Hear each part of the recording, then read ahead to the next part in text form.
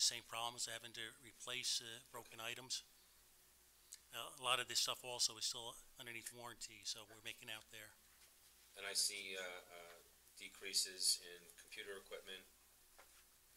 Your training seems kind of like right in the same ballpark, the 390 in 2017. Correct. That's the mandatory training that the dispatchers have to go to maintain their EMD, their CGIS, the different required courses. Anybody have any questions over there? John? Mr. Philander? No? Ms. Smith? I think we're good on dispatch. Council President, I need to leave. Okay. Thank you. Thank you. Have a good night. Mr. Quinn, are you still available? Mr. Quinn? Is he dropped off already? 2, 3, 4. We still have corn. Yeah. I'm still here. Oh, all right. Attaboy. Thought we lost All it. right. You might have been on mute there. I was. That's all right. Like, where is he? Thank you, Mr. Quinn. Emergency management, I would imagine, Chief, right? Correct? Basically, everything's maintained the same. Salaries and wages are the same.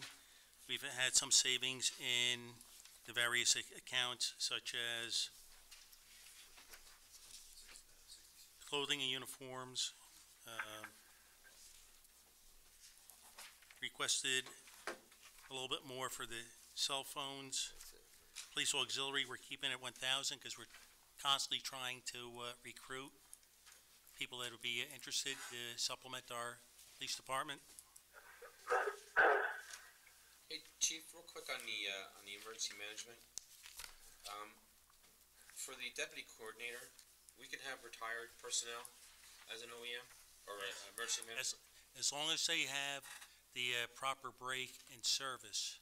Let's say somebody's that was broken anyways. Isn't there a statute that came out? Only for the fire volunteers like that.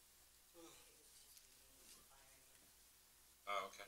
Yeah, as long as the person has the proper breakage in employment, they can be reappointed, or they can continue in their position. Is there a reason to have two deputies? More availability.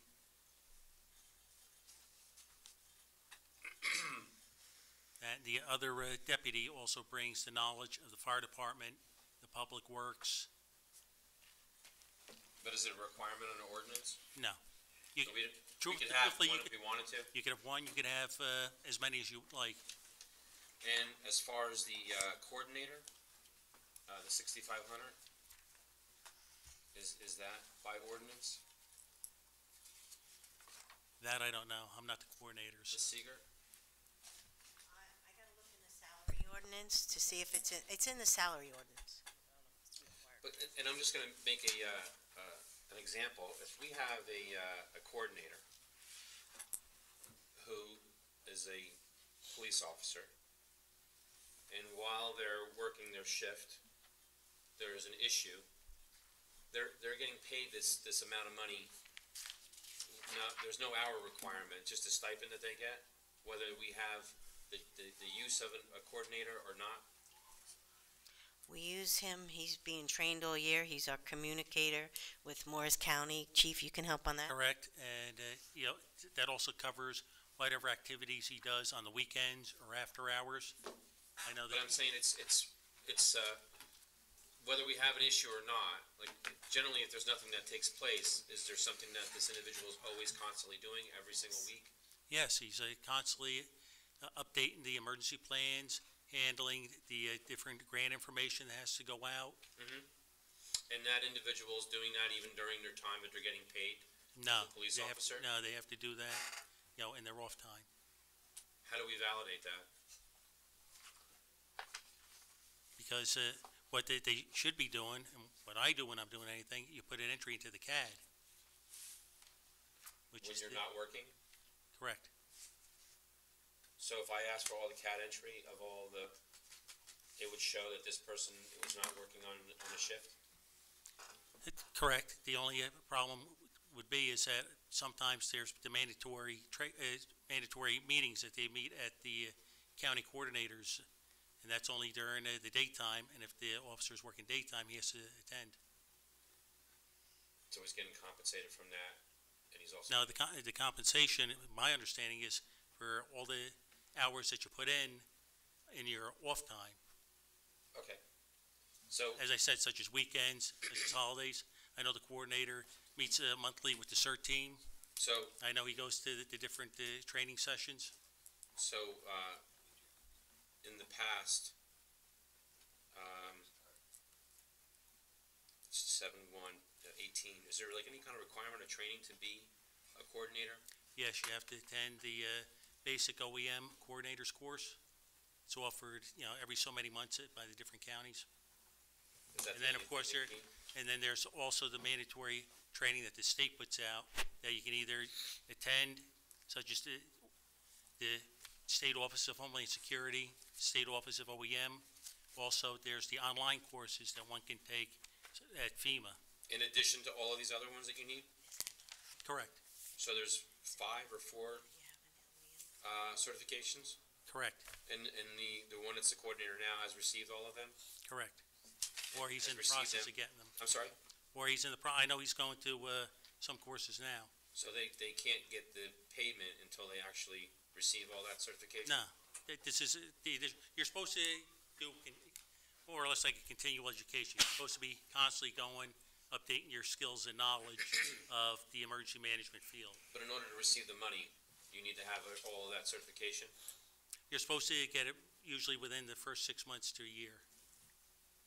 When you're We don't, appointed. so the individual that's the coordinator now, Had to attend the basic but he hasn't OEM. received everything yet. Yes, he has.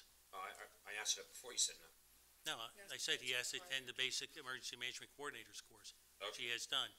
Then the state states that with the different programs, you have to continue your continuing education. If you want to apply for different grants and stuff for the township, you have to attend certain courses and stuff that are put on by either FEMA, New Jersey Office of Emergency Management, or New Jersey Office of Homeland Security and Protection. and is that training, there's a cost to that training? Usually it's free. It is, okay. Usually if it's sponsored by a governmental entity, it's no cost. Thank you.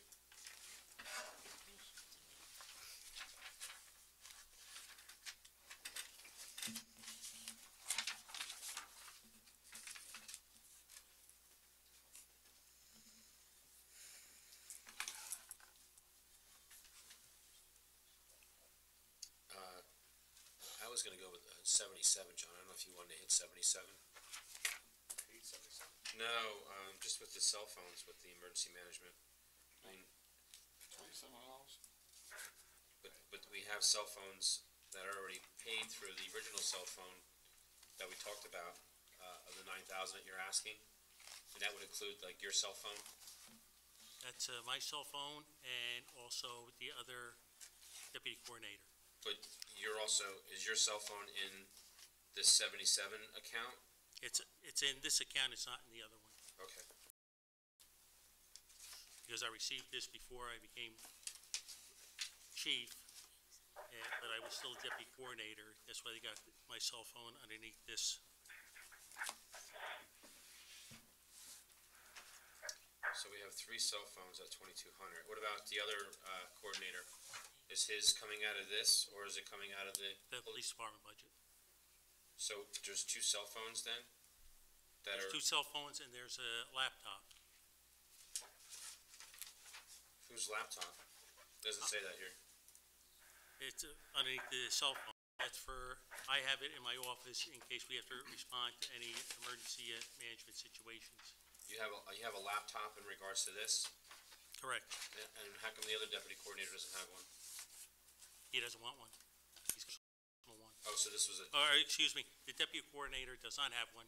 Coordinator has his own. He did not want a town one. so you have a laptop as well? I have one laptop, correct. Is it two laptops, chief, or is it one? One.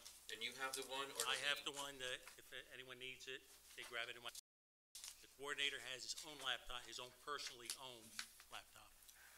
Is there a reason why we don't give him the owned laptop and not use his personally owned? We could, but he chooses not to.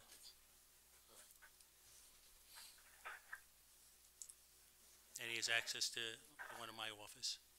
Do we know what the laptop cost is as far as the usage? That I don't know off the top of my head now. Why would there be a cost to that?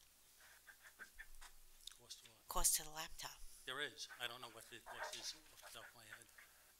For it, once you buy it, there's a cost additional to that? On a wireless card? I mean, what do you have on it, Yeah, chief? with the wireless card.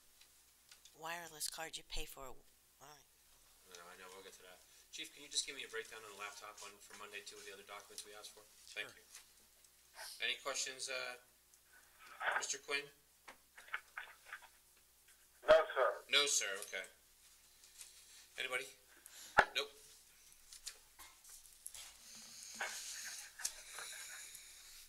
I think that's, anything else, chief? No, that's it. It's capital budget now. I think we need to do the capital for both departments. So what is it, both departments? But, police department and.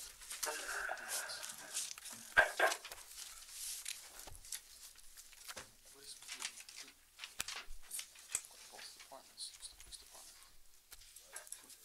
I'm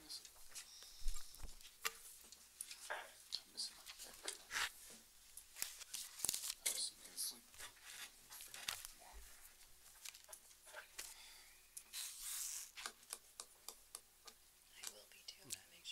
You wanna do your capital, chief? Since Yeah, you're if you don't already on? mind. Go ahead. The one item that we're looking for is the Power Edge B540 Exchange server and related software. This item would be a service life replacement for the current departmental email server, which is over 10 years old. This would ensure the continuity to the department internal external communications via email. Installation would be conducted by the Township IT Department. Gentlemen, what page are you on? 213.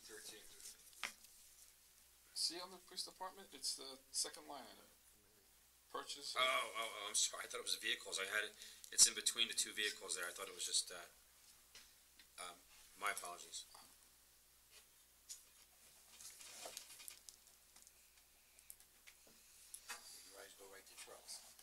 I see in between, but the 540, you know, is kind of a truck number, right? Yeah, thank you. You know me too well. Okay, chief, that it? Is just those two things? And the other thing is, we are looking to start the replacement of our tough books that are in the police cars. How many are you looking for, chief? We're gonna spread it over several years. We'd like to replace all of them, only because, once again, they're getting towards the end of their service life, Uh-huh. Do you have any of them that are out of their service life right now? getting You close. need one dire?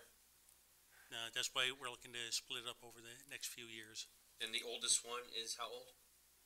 probably about 7 or 8 years. Is that the life expectancy? There's, say, roughly, Is 8 there years, 8 or 9 years. an upgrade or No, it's just, refurbish for any of them? just a replacement, and they said that we can't get any further warranty or extensions on it. Okay, so they're just out of their service limit almost? Correct. Okay. So they're skipping, by that's this it. line, they're skipping the 219 and go to 2020 for the first one? Well, I just, you know, I hear it's 42 grand for the tough books, which the police need, and the administration knocked them down to 10 grand. And do it over, yes. Yeah, And they spread it out over more years. but I mean, if you had the $42,000, would you buy them all right now? Or is like you got one that's Well, we were 8 years old? We're gonna buy them over the 2 years. We replace it 10 this year, and then we replace 10 next year. Okay, And then whatever ones were newer, the older ones, we'd keep as spares or in the older vehicles. I mean, if you're taking them out because they don't work anymore, what would you keep them for spares for? If it's a spare, it's still working, right? Yeah, the ones that have more service life, don't forget, we have the 15 patrol vehicles, would replace them first year. Right. 10 into the patrol vehicles. Next year, we'd put the other ones in. Any of the ones that still had a little bit of life, we'd hold on to as a spare if something else happened to the older ones that hadn't been replaced yet. And eventually, they'd all be replaced in the 2 years. And the new vehicles that you recently purchased, the black bottles that you got, do they have older books in there, or they been? We've been putting the older ones in, but starting with this year, we're looking to get the new, we figure it's easier to get the whole new outfit, not only with the computers, but also with the video camera system. Right. I said, the other thing that's getting long in the tooth is the video audio systems that are in the cars. And it's just easier to get the vehicles with the whole suite of equipment in them, as opposed to trying to cannibalize. Because the other problem that we're starting to run into is with every so many years, if you're a car person, they change the makeup of the interiors of the vehicles, so you really can't cannibalize a lot of the stuff like you used to be able to. Basically switching stuff from like older cars to the newer ones. Mhm. Okay. Any questions, gentlemen? Yes. Mrs. Smith? Thank you, Chief. You're welcome. Engineering?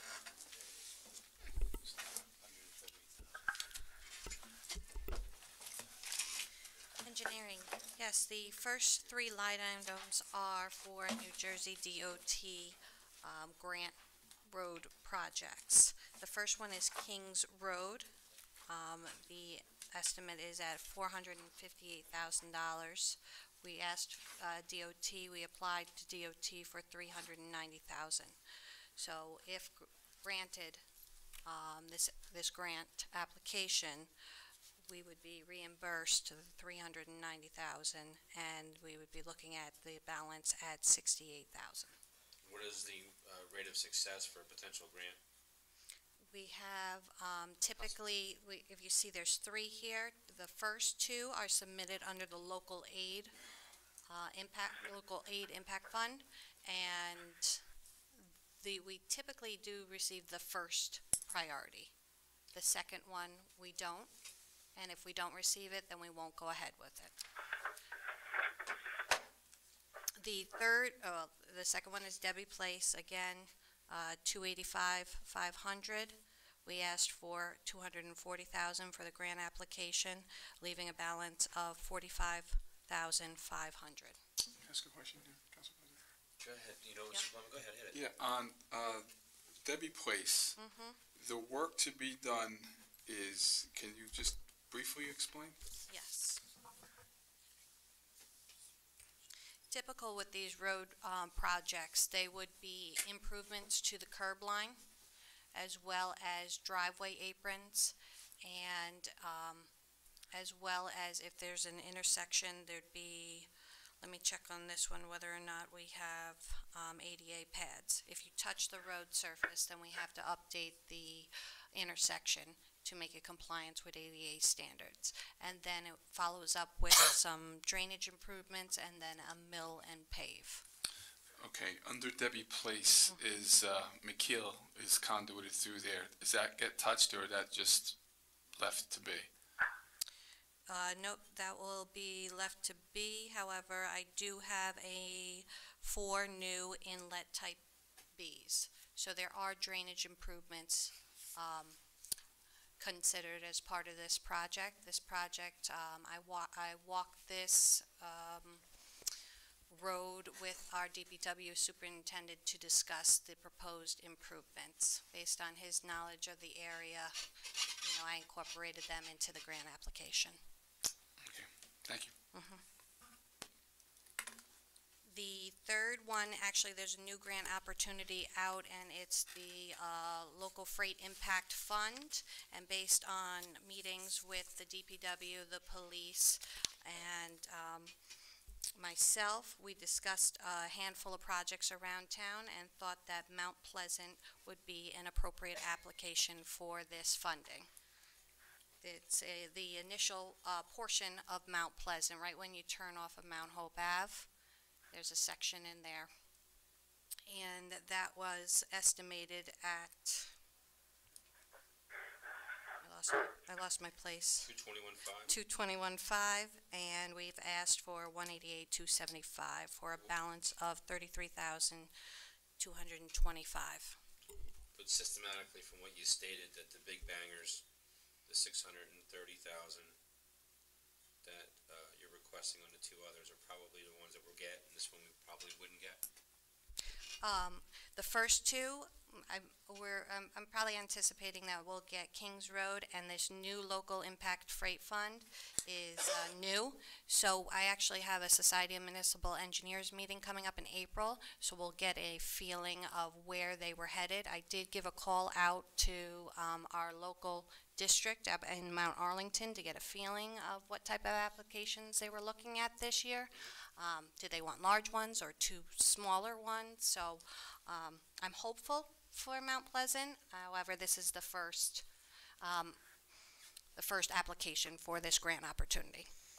It's also based on the volume of large truck traffic, and I think there was a threshold of around 11%, and we were, just made it. Okay. Mr. Palumbo's got something, Mr. Palumbo? So, just to be clear, if you're coming down Mount Hope, say from here, you would make a left on Mount Pleasant, No, I apologize. This is west on Mount Pleasant, so going, Coming back from Home Depot, going to your home, yeah, right, making a right on Mount Hope Avenue, that section right there. right behind. I believe it's Best Buy in there. right, okay. Right from the pavement seam where we did work in the past with the county. Right. And taking it up. Okay. Real quick too, did we address the street signs on Mount Pleasant Avenue? Yes, I believe our DPW director followed up on that. Good, thank you. I'm sorry, did you have your hand up, Mr. Dio? No?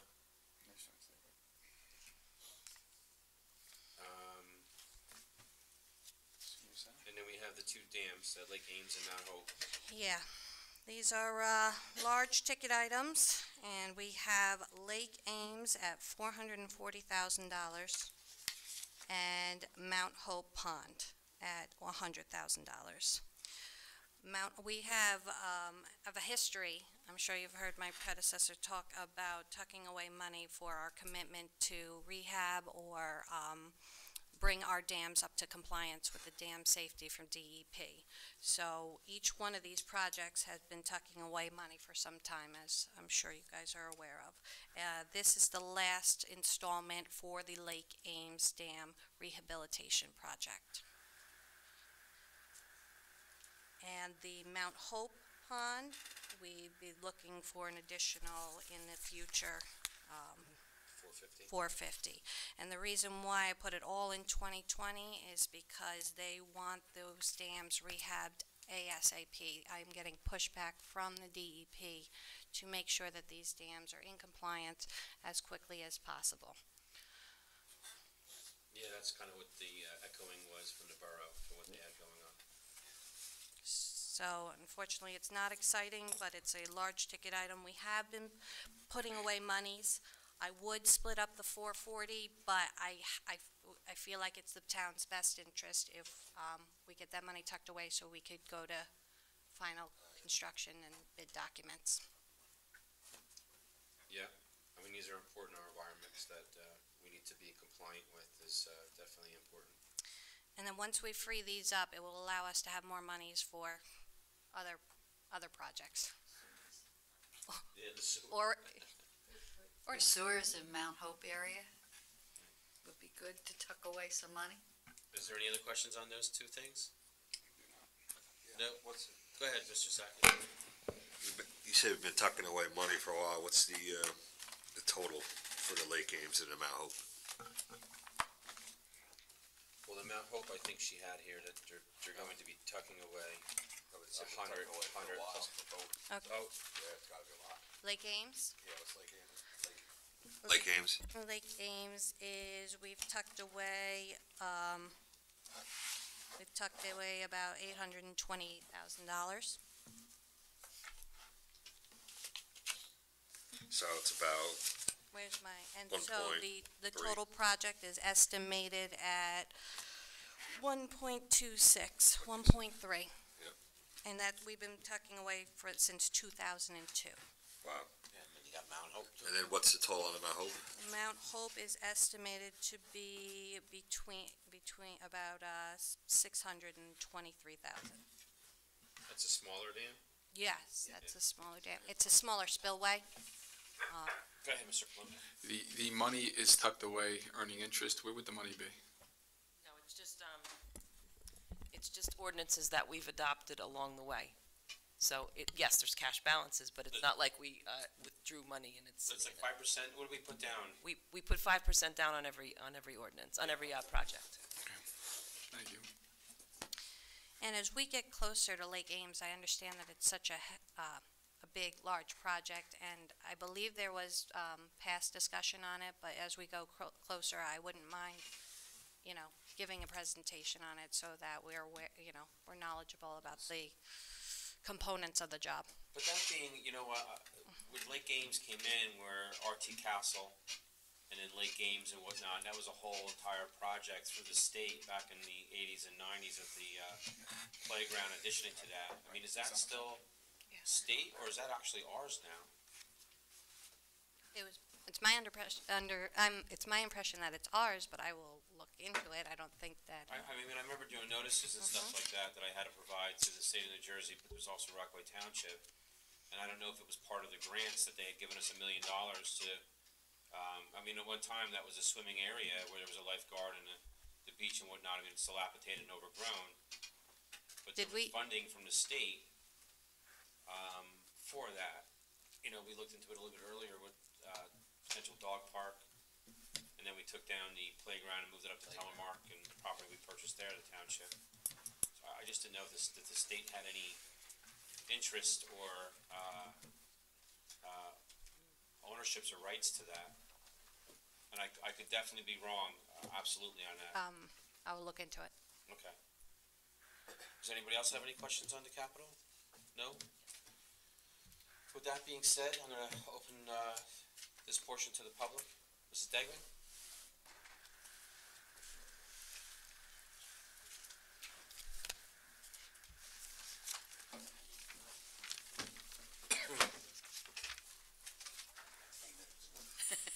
Pat Degnan, 88 Valley View Drive. Happy St. Patrick's Day, by the way. Thank you. I know the one vehicle that is driven by more than one driver, they said 4 to 6 drivers. And that's the construction, the 35,000? Yes. It really does. We have the same problem in White Meadow Lake. We have a security vehicle that seems to have to be replaced more frequently, and the reason being is because you have so many different drivers. When you have 1 or 2 drivers, they pretty much know what's wrong with the car and what needs to be done. So I see that as a good expenditure of money because it does wear more frequently. If there's a very inexpensive repair to it, then, would you still agree? Oh, if it's very inexpensive, but it depends on what the age of the vehicle is. I believe it was an 04. That one I'm not so sure, because once they open up that, because we just had the same problem at home. We had a 2004, and we wound up, it would have cost us almost more than a down payment on it. Oh, look who drives it. So, the other thing, with regard to training employees, and I know you say, well, what guarantee do we have? You don't have any guarantee that they're going to stay no matter what you do. And if it's in the agreements, then they need to be given the opportunity. Yes, you would hope that they would stay and use the skills that they've learned at our expense, but I don't know of any place that can make, because we tried to do something like that in White Meadow, and I said, well, if we're paying for the training, why can't we make them stay for at least a year? We were told we couldn't do something like that. Well, Chief, in the Sheriff's Department, if you leave within the 3 years, you have to reimburse, correct? Correct. If you leave before the 3 years, you have to pay back the county all the costs for your training. So What it's they not used to just, do it before that does was, happen. No, I'm talking about the other type of training for the regular employees, not for police officers. I'm just using them as an example. Yeah. You know, I mean, that's a separate case, but like, in our case, we had somebody that was working on our finances, and we paid for additional credits and unfortunately, she left us after she got the credits. You can modify that, you can have a Yeah. contract in there, I mean, you have people, I mean, why would the taxpayers pay to train somebody that's gonna leave? You know, there should be something. Well, you're hoping that they don't leave in most cases. Yeah, it's just a You're negotiation. hoping that you give them the opportunity to flourish and learn something new. And in a lot of cases, they won't leave, but then there are some cases where you will. So it's not an expense that you can really kind of, it's something that you have to kind of consider in the departments rather than as a whole. I don't think you can make a general. I think the Organization. contract on the council Yeah. six, you can modify. Oh, I thought she's finished. As far as the two officers that the chief is requesting, I think it's a good idea. It's really only putting back something that was taken out of last year's budget, was the request of two officers in the budget, last year. With the way the society is today, we need to have our police protection. And, I think it's really important to, make sure that we have properly trained officers and we continually replace them. Our police department does a phenomenal job. They really do.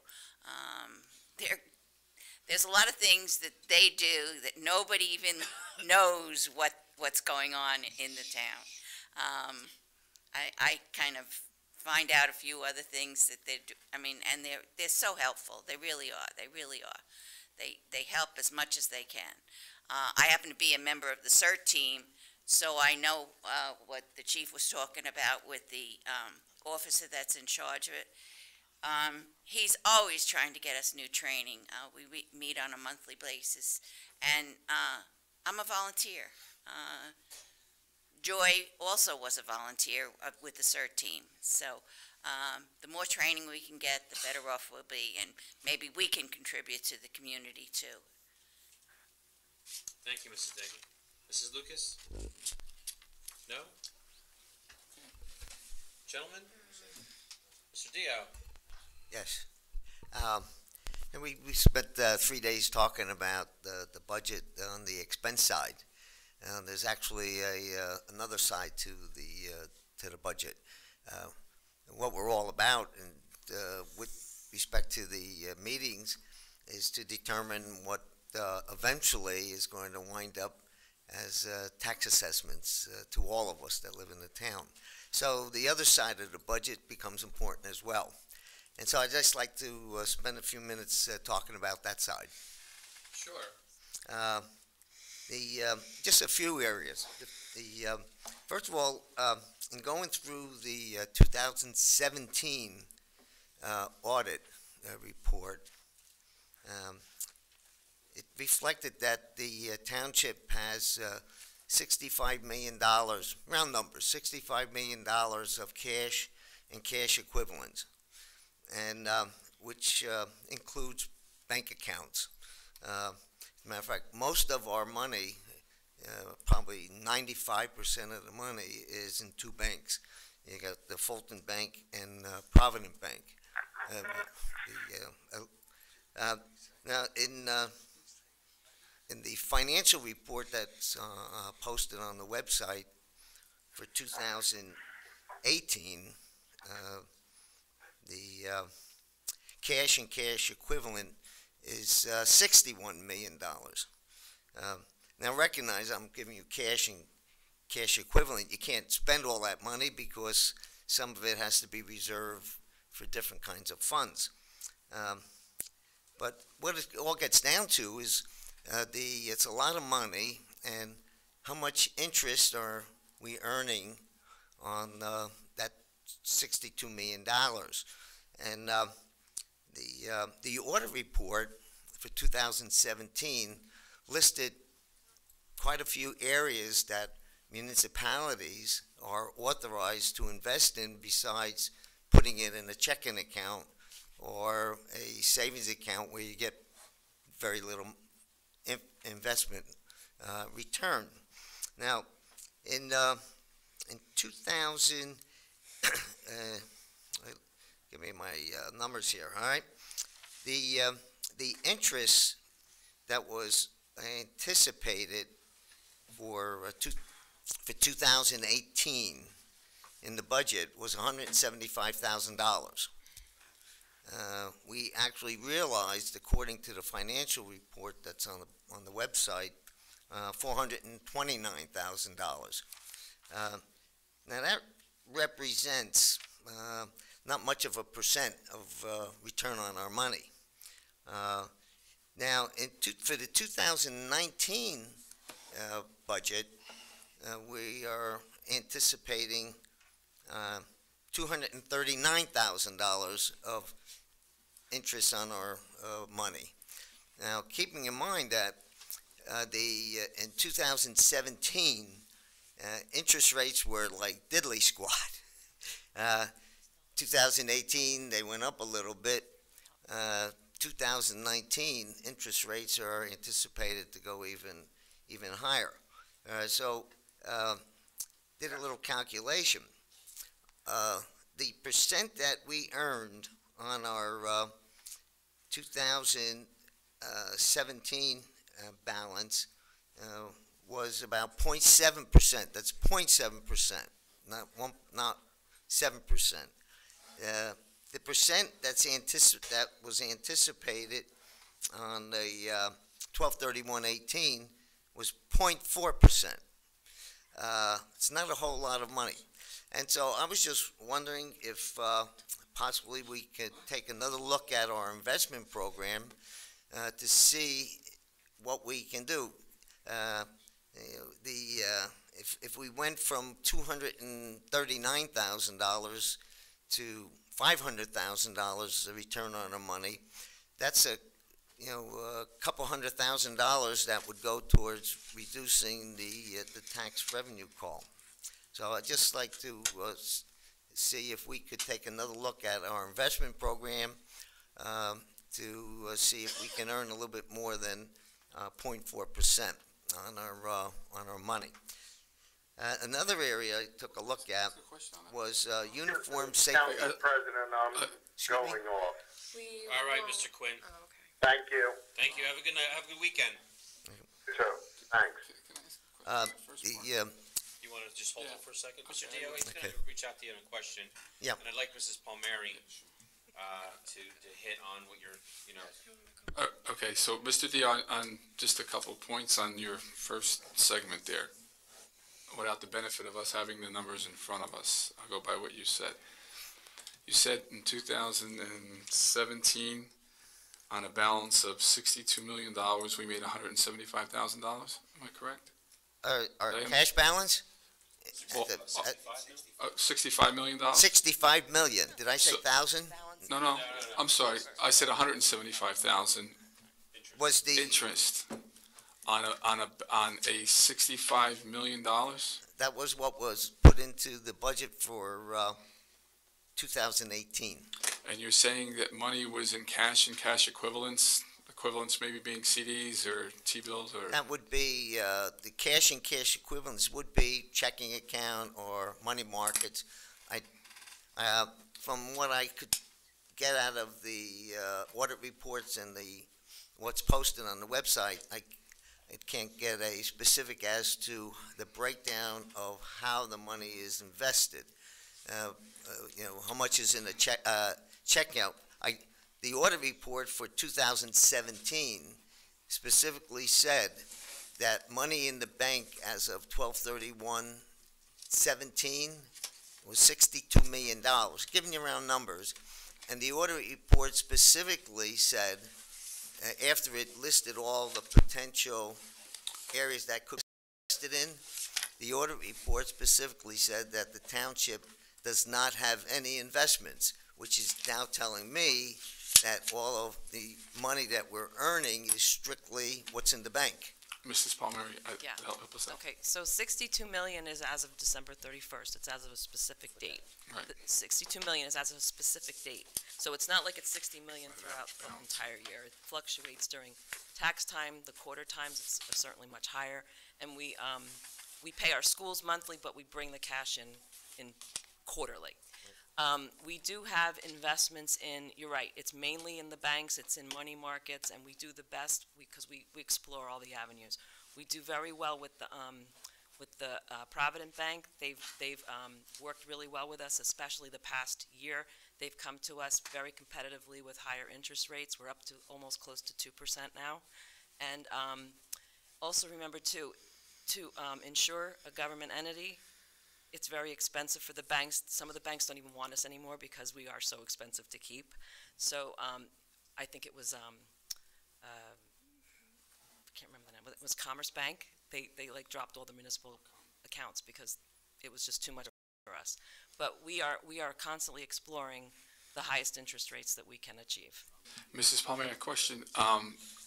Being a municipality, government entity, we are limited and that we can't have any exposure in equities? Correct. Okay. It has to be, yes. How are you doing, John, all right? Yeah, I know. With respect to what Mrs. Palmieri said is true. I did ask, and I haven't had an opportunity to speak with further with Mrs. Palmieri as to what the average monthly cash balance is, because if we can get an analysis of what the average cash balances was, maybe get a better picture as to what our investment return could be. But setting that aside, I still think that anticipating $239,000 of investment interest is on the low side, and especially since the interest rate is going, as Mrs. Palmieri said, Provident Bank is willing to give us 2%, and we possibly maybe can get better interest rate if we, instead of just dealing with two banks. Like, we had $30 million in Fulton Bank, and I don't know how much they're giving us. And we had, at the end of the year, and Provident Bank, we've had about $28 million at the end of the year with them. So again, I'm not, I just think that maybe a little more aggressive approach could help the taxpayers in the township, because, and I do think that $239,000 on the low side. Well, I will say that, just from talking to other members in other municipalities, as well as other professionals, accountants, and auditors that are involved with municipalities, they have indicated that Mrs. Palmieri is either the top one or our top one of the three CFOs. Mm-hmm. So I think that she's very vigilant on what she does and how she handles that. I don't think she would let something slip by of having a lost amount of percentage to do that. There's probably a reason that she's where she's at right now, because there is no additional limits that she can hit at the current moment, though it is something to explore and to look at. Yeah. And by the way, I agree with you there, Mr. President, because in 2018, although we only anticipated $175,000, we realized $429,000. Because of her. And that's why I say, and I think that looking at 2019, maybe we could anticipate a little bit better. Can I just add one point to that for 1 minute? One point I have to add. One of the criteria when you're putting together a budget in the state of New Jersey for a municipality, you cannot anticipate more revenue than what you received the year before. The state won't allow it. So I can only anticipate $429,440 this year. If the rates go down, I'm not going to make that. So I have to be cautious in terms of the anticipated for 2019. And there's a potential that you can make 600, but you can't even project that because of No. what you made last year. Right. You're limited. There was just a couple more areas that maybe we might want to take a look at. Mr. We're really running, I mean, Okay, it'll go real quick. All right, uniform safety account. We realized $61,000 in 2018. We're only anticipating $37,000 in 2019. hold on, Mr. Dia, hold on. We just had Mr. Sackett walk out, so we don't have a quorum anymore. I'll bring it up at the next meeting. I'll tell you what, I'll send an email out to everyone. Okay. We I make can't, a there's motion no to quorum, adjourn. we can't continue, we can't even vote. Oh, As soon as you lose quorum, the meeting's over. Okay? Yeah. You don't wanna hear it. That's all right. Everybody, first of all, thank you very much, for everything. And Mrs. Lucas, thank you for the email. You know, I'm not criticizing you. No, because like I said, unfortunately, yeah,